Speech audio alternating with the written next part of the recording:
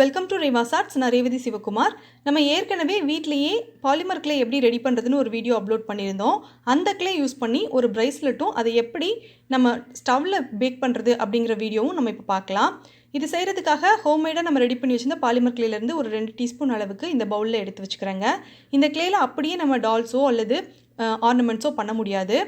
So நம்ம இது கூட என்ன மிக்ஸ் பண்ணணும் அப்படின்னா 2 டீஸ்பூன் அளவுக்கு மைதா மாவு சேர்த்துக்கணும். இந்த கிளே நம்ம ஹோம்மேடாக ரெடி பண்ணும்போது அது கூட நம்ம தண்ணி சேர்க்கவே இல்லை. ஸோ இப்போ மைதா மாவு தண்ணி ரெண்டும் சேர்த்து இந்த பாலிமர் கிளேயும் சேர்த்து வச்சு நம்ம பிசைஞ்சிக்கணும்.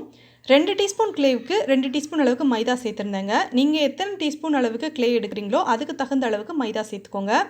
ஃபஸ்ட்டே நம்ம இதை சேர்த்து ரெடி பண்ணிடலாம்லன்னு உங்களுக்கு டவுட் வரலாம். ஃபஸ்ட்டே ரெடி பண்ணி வச்சிங்க அப்படின்னா இவ்வளோ பர்ஃபெக்டாக உங்களுக்கு கிடைக்காது.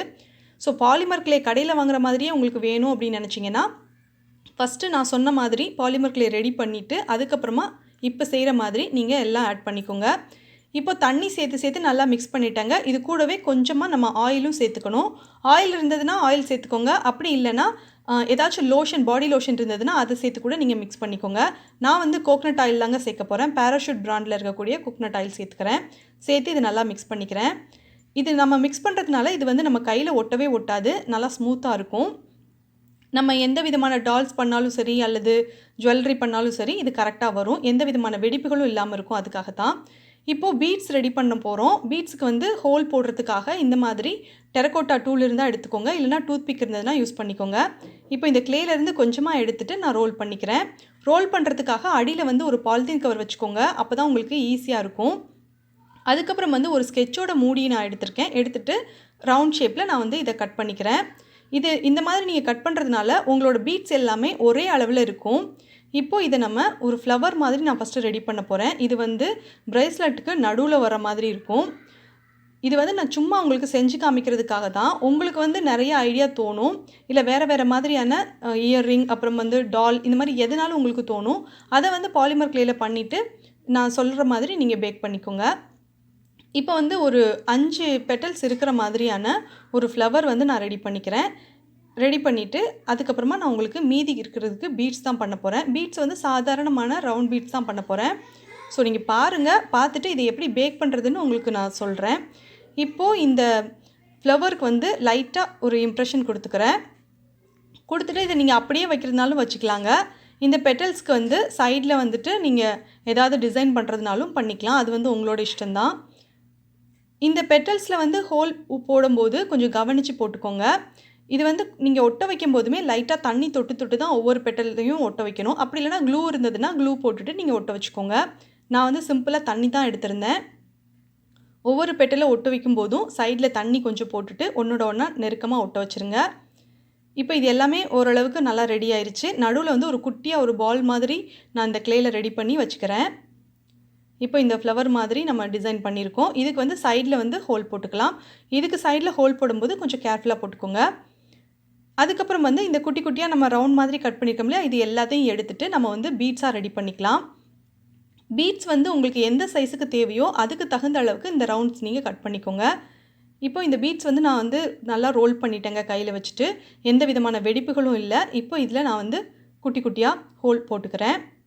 டூத் பிக் இருந்ததுன்னா யூஸ் பண்ணிக்கோங்க, இல்லை இதே மாதிரியான டெரகோட்டா நீடில் உங்ககிட்ட இருந்ததுன்னா அதை யூஸ் பண்ணி நீங்கள் நீட்டாக ஹோல் போட்டுருங்க. இந்த ஹோல் மறையாத அளவுக்கு நல்லா சூப்பராக போட்டு விட்டுருங்க. இப்போ பார்த்தீங்கன்னா இந்த ஃப்ளவர்லேயுமே நான் ஹோல் போட்டு வச்சுருக்கேங்க. இப்போ நம்ம இதை பேக் பண்ணலாம். நான் கொஞ்சம் நிறையாவே பீட்ஸ் ரெடி பண்ணியிருக்கேன். இந்த மாதிரி மொத்தமாகவே ப்ரேஸ்லெட் பண்ணும்போது ஹோம்மேடாக ரெடி பண்ண கிளேயில் நீங்கள் பீட்ஸாக கோர்த்து ப்ரேஸ்லெட் ரெடி பண்ணலாம். அப்படி இல்லைனா நடுவில் கோல்டன் கலர் பீட்ஸோ அல்லது சில்வர் கலர் பீட்ஸோ வெளியில் வாங்கின பீட்ஸ் இருந்ததுன்னா யூஸ் பண்ணிக்கோங்க. இப்போ நம்ம பேக் பண்ணுறதுக்காக ஒரு பாத்திரம் எடுத்து வச்சுருக்கேன். ஸ்டவ்வை மீடியம் ஃப்ளேமில் வச்சுருக்கேன். உங்களுக்கு வேணும்னா உள்ளக்க கல்லுப்பு போட்டுக்கலாங்க. ஆனால் நான் இன்றைக்கி எதுவுமே போடலை. ஒரு எம்டி டிஃபன் பாக்ஸை உள்ளே கவுத்தி வச்சுட்டு அதுக்கு மேலே ஒரு பிளேட்டில் ஃபாயில் பேப்பரில் நம்ம ரெடி பண்ணி வச்சுருந்த எல்லா பொருட்களையும் வச்சுருக்கேன். இப்போது இதை மூடி வச்சிடலாம். மூடி வச்சுட்டு ஒரு 15 மினிட்ஸ்க்கு நம்ம இதை பேக் பண்ணலாம். நீங்கள் கடையில் வாங்குகிற பாலிமர் கிளேவாக இருந்தாலுமே இந்த மாதிரி பேக் பண்ணிக்கோங்க. அதே மாதிரி நீங்கள் செஞ்சுருக்கிற பொருளோட திக்னஸ்க்கு தகுந்த அளவுக்கு 15 மினிட்ஸோ அல்லது 20 மினிட்ஸோ அதிகமாக கூட ஆகலாம். குட்டி குட்டி பீட்ஸாக இருக்கிறதுனால நான் ஒரு 15 மினிட்ஸ் மட்டும் பேக் பண்ணி எடுத்துட்டேங்க. இது நல்லா ஆறிடுச்சு. இப்போ நம்ம இதுக்கு பெயிண்ட் பண்ணிடலாம். பெயிண்ட் பண்ணும்போது டூத் பிக்கோ அல்லது இந்த மாதிரி நீடில்லையோ பீட்ஸை வந்து கோர்த்துட்டு பெயிண்ட் பண்ணிங்க அப்படின்னா ரொம்ப அழகாக இருக்கும். அப்படி இல்லைனா டெரக்கோட்டா பீட்ஸ் எல்லாம் நம்ம எப்படி பெயிண்ட் பண்ணுவோமோ அந்த மாதிரி மொத்தமாக பீட்ஸ் எல்லாம் எடுத்து ஒரு பவுலில் வச்சுக்கோங்க. பவுலில் வச்சுட்டு அதில் வந்து நீங்கள் என்ன கலர் கொடுக்க போகிறீங்களோ அந்த கலர் பெயிண்ட் எடுத்து நீங்கள் வந்து கொஞ்சம் கொஞ்சமாக நீங்கள் அப்ளை பண்ணிக்கோங்க. அப்படி நீங்கள் கொடுத்தீங்க அப்படின்னா அந்த பீட்ஸ் எல்லாத்தையும் நீங்கள் வந்து கொஞ்சம் ரோல் பண்ணி விடணும். இல்லைனா ஒன்றோட ஒன்று ஒட்டிக்கிச்சு அப்படின்னா பார்க்குறதுக்கு நல்லா இருக்காது. ரெண்டையும் பிரித்து விடும்போது பெயிண்ட் வந்து கரெக்டாக ஒட்டியிருக்காது. ஸோ இந்த மாதிரி செய்கிறதுனாலும் செய்யலாம், இல்லை தனித்தனியாக நீங்கள் பெயிண்ட் பண்ணி எடுக்கிறதுனாலும் எடுத்துக்கோங்க. பெயிண்ட் பண்ணி எடுத்தது நல்லா ட்ரை ஆகணும். நல்லா ட்ரை ஆனதுக்கப்புறம் தான் நம்ம இதை அசம்பிள் பண்ண முடியும். இப்போ பார்த்தீங்கன்னா நம்ம ஃபஸ்ட்டு ரெடி பண்ண அந்த ஃப்ளவர் மாதிரி டிசைன் பண்ணியிருந்தோம் இல்லையா, அதுக்கு வந்து நான் வந்து பெயிண்ட் பண்ணிக்கிறேன். இது பெயிண்ட் பண்ணிவிட்டு ஃபஸ்ட்டு ஒரு பக்கம் பெயிண்ட் பண்ணிடுங்க. அதுக்கப்புறம் அதை திருப்பி வச்சுட்டு அடுத்த பக்கமும் பெயிண்ட் பண்ணிவிட்டு, பெயிண்ட் பண்ணும்போது பார்த்தீங்க அப்படின்னா நம்ம ஒரு ஹோல் போட்டு வச்சிருந்தோம் இல்லையா, அது வந்து சில நேரத்தில் அடைச்சிருக்கலாம். அப்போ வந்து ஒரு நீடிலோ அல்லது கம்பியோ வச்சுட்டு அதை நீங்கள் அந்த பெயிண்ட்டை வந்து எடுத்து விட்டுருங்க. அப்போ தான் நம்ம கோர்க்கும் போது ஈஸியாக இருக்கும். இப்போ இந்த பீட்ஸ் எல்லாமே நல்லா ட்ரை ஆகிடுச்சுங்க. இப்போ இது எல்லாத்தையும் எடுத்து தனியாக நான் ஒரு சைடில் வச்சுக்கிறேன். நம்ம ஏற்கனவே ஒரு ஃப்ளவர் மாதிரி ரெடி பண்ணியிருந்தோம் இல்லையா, அதுக்கு வந்து ஃப்ரண்ட்டில் மட்டும்தான் நம்ம பெயிண்ட் பண்ணியிருக்கோம். சைட்லேயும் இன்னும் பெயிண்ட் பண்ணலை, பேக் சைட்லேயும் இன்னும் பெயிண்ட் பண்ணலை. ஸோ அதையுமே நம்ம கம்ப்ளீட்டாக முடிச்சிடலாம். இதை முடிச்சுட்டு இது நல்லா ட்ரை ஆகட்டும். இதுவும் கம்ப்ளீட்டாக ட்ரை ஆனதுக்கப்புறம் நம்ம எப்படி கோர்க்கிறதுன்னு பார்க்கலாம். கோர்க்கிறதுக்காக உங்ககிட்ட ஃபிஷிங் த்ரெட் இருந்ததுன்னா யூஸ் பண்ணிவிட்டு அதுக்கு வந்து ஒரு ஹூக் போட்டுட்டு நீங்கள் யூஸ் பண்ணிக்கலாம். அப்படி இல்லைனா சாதாரண த்ரெட் இருந்தது, நல்லா ஸ்ட்ராங்கான த்ரெட் இருந்ததுன்னா அதை யூஸ் பண்ணிக்கோங்க. நான் வந்து எப்போவுமே ப்ரேஸ்லெட்லாம் பண்ணோம் அப்படின்னா பெரும்பாலும் என்ன யூஸ் பண்ணுவேன்னா இந்த மாதிரி எலாஸ்டிக் யூஸ் பண்ணுவேன். இது வந்து ரொம்ப ஈஸியாக இருக்கும். நமக்கு வந்து எந்த விதமான ஓப்பன் பண்ணி க்ளோஸ் பண்ணுறதுக்கு எந்த ஹூக்கும் தேவையில்லை, ஜம்ப்ரிங் போட தேவையில்லை. ஜஸ்ட் நீங்கள் இந்த எலாஸ்டிக்கில் கோர்த்துட்டு நீங்கள் வந்து சிம்பிளாக அதை வந்து கையில் போட்டுக்கலாங்க. இப்போ நான் இது கூட அட்டாச் பண்ணுறதுக்காக கொஞ்சம் சில்வர் பீட்ஸ் எடுத்துக்கிட்டு அதையும் நடுவில் வச்சு கோர்க்க போகிறேன். ஃபஸ்ட்டு கடையில் வாங்கின சில்வர் கலர் பீட் எடுத்து நான் கோர்த்துருக்கேங்க. அதுக்கப்புறம் வந்து நம்ம வீட்லேயே ரெடி பண்ணி வச்சுருந்த பிங்க் கலர் பீட் எடுத்து நான் கோர்த்துருக்கேன். இதே மாதிரியே 5 மாற்றி கோர்த்து எடுத்து வச்சுக்கோங்க. அதுக்கப்புறம் வந்து நடுவில் இந்த ஃப்ளவர் மாதிரி ரெடி பண்ணி வச்சுருந்தோம் இல்லையா, அதையும் கோர்த்துடலாம்.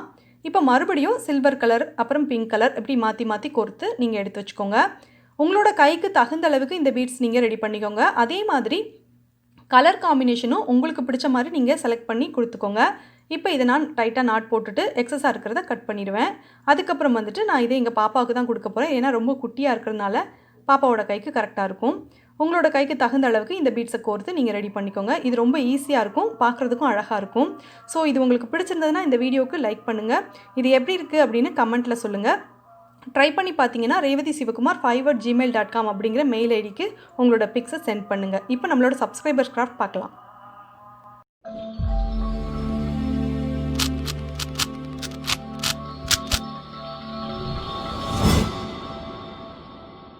ஹோம்மேட் பாலிமர் கிளே யூஸ் பண்ணி ஈஸ்வரி டெடி பேர் பண்ணியிருக்காங்க. ரொம்ப அழகாகவும் க்யூட்டாகவும் பண்ணியிருக்கீங்க. Thank you very much Eswari. அதுக்கப்புறம் ஹோம்மேட் ஸ்க்ராட்ச் பேப்பர் ரெடி பண்ணியிருக்காங்க. யார் அப்படின்னா ஸ்ரீநேத்ரா. இவங்க 8th ஸ்டாண்டர்ட் படிக்கிறாங்க. ரொம்ப அழகாக ரெடி பண்ணியிருக்கீங்க ஸ்ரீநேத்ரா, தேங்க்யூ வெரி மச். அதுக்கப்புறம் ஹோம்மேட் டெரக்கோட்டா கிளே ட்ரை பண்ணிவிட்டு அதில் ஜுவல்லரியும் ரெடி பண்ணி பார்த்துருக்காங்க.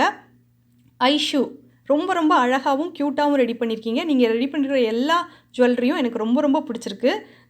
Thank you so much Aishu. அதுக்கப்புறம் நான்சி சாம்வேல் அப்படிங்கிற அக்கௌண்ட்லேருந்து எனக்கு இந்த பிக் சென்ட் பண்ணியிருந்தாங்க. இவங்க வந்து ஃபெதர் பென் ட்ரை பண்ணியிருக்காங்க. ரொம்ப அழகாக சூப்பராக ரெடி பண்ணியிருக்கீங்க. அதே மாதிரி ஹோம்மேட் கலர் பேப்பரும் ட்ரை பண்ணியிருக்காங்க.